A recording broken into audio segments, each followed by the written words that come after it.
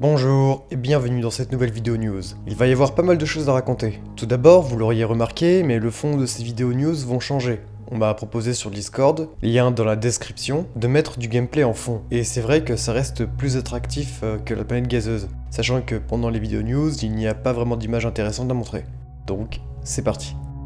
Pour commencer, une sorte de débat est apparu par rapport à la nouvelle news de la dernière fois, par rapport au reboot de Fede Alvarez. D'après ce qu'il se dit, ce serait apparemment la meilleure décision pour la franchise, surtout après ces dernières années où les adaptations du Xeno ont énormément divisé, les films AVP compris. On dit alors que ce reboot serait la meilleure décision pour tout redémarrer, mais qu'à côté de ça, l'histoire de David avec les préquels déjà existants doit malgré tout quand même être terminée, et l'idée ne serait donc apparemment pas abandonnée, dont le titre original des préquels de Scott s'intitule Alien Ingénieur. C'est plus stylé en anglais quand même.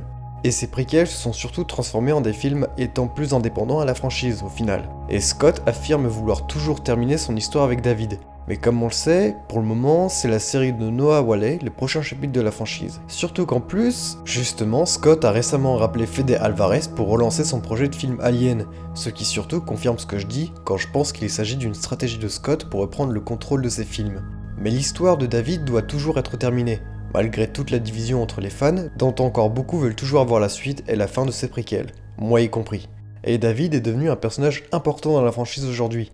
Et ce qu'il se dit aussi, c'est que même si le film de Fede Alvarez fonctionne, il serait malheureusement peu probable que la suite de Covenant se produise. Et donc la conclusion, au mieux pour les préquels, serait que ça se termine en tant que novélisation ou livre audio, pour en finir avec l'histoire de David et les ingénieurs.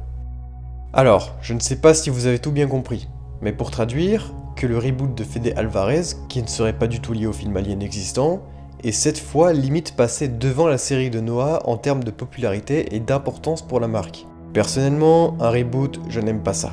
Même si le mec sait faire des films claustrophobiques, et bien flippant, si c'est mal raconté, ça ne vaudra pas le coup. J'ai peur qu'on nous réserve encore beaucoup de déjà-vu.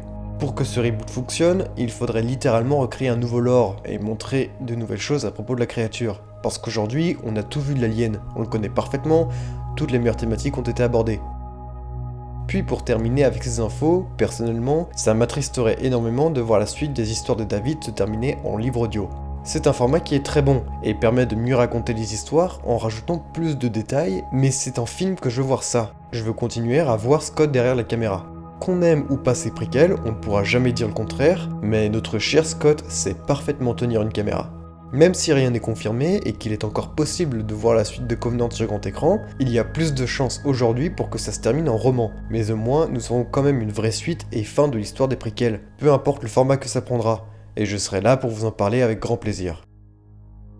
Ensuite, on enchaîne les petites infos. Bon là, ça va concerner une série de bandes dessinées Alien vs Predator Eternal, par Dark Horse, qui constitue 4 livres parus depuis 1998. Alors, j'ai pas trop suivi le truc, mais apparemment, une info intéressante dans le lore nous dit que consommer régulièrement des cœurs de Predator peut allonger la vie de plus de 700 ans.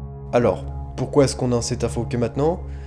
Je ne sais pas, mais si vous suivez ces comics, voilà, c'est gratuit. Un nouveau livre sur le lore d'Alien va arriver, et ce livre va mettre en scène la vie du personnage de Vasquez, apparu dans Aliens le Retour, et considéré apparemment comme le meilleur personnage de la franchise. C'est l'article qui le dit. Bref, on suivra son aventure avant le film, de la naissance de ses 2 enfants jumeaux, son passage en prison, en gang de rue, puis aux Marines coloniaux. Ça sortira le 25 octobre, publié par Titan Book. Et on suivra très certainement ces enfants qui ont grandi après la mort de Vasquez par les xénomorphes et qui eux aussi rencontreront la créature. Avant de finir, un nouvel artwork du maudit film de Neil Blomkamp, Alien 5, est sorti et nous montre un concept de Newt ayant grandi. Rien d'intéressant à rajouter de plus, si ce n'est justement que le personnage de Newt, avec très certainement la même actrice, aurait pu peut-être retourner dans cet Alien 5. Et enfin pour terminer, un bonus, j'ai récemment fait un petit sondage en vous demandant quel jeu Alien sorti ces 10 dernières années vous avez préféré. Je parle donc de la franchise Alien, pas d'AVP ni de Predator. Il y avait Aliens Colonial Marine, Alien Isolation et Aliens Fireteam. Les autres petits jeux mobiles ne comptaient pas. Et j'ai été surpris par les sondages. Bon, Alien Isolation est bien loin devant, logique. Mais par contre, Fireteam est quand même encore derrière par rapport à Colonial Marines.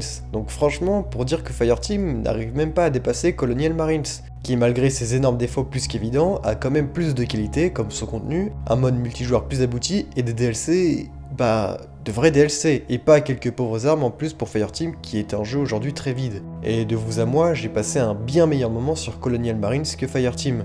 Bref, Fireteam n'est pas un mauvais jeu, mais un jeu vide et sans rejouabilité. Et ayant passé pas mal d'heures sur les trois, clairement, Fireteam est celui auquel j'ai pas vraiment passé du bon temps. Même Colonial Marines a de meilleurs combats de boss. Enfin, Fireteam n'en a juste pratiquement aucun. On n'a même pas une séquence où on se bat contre l'arène.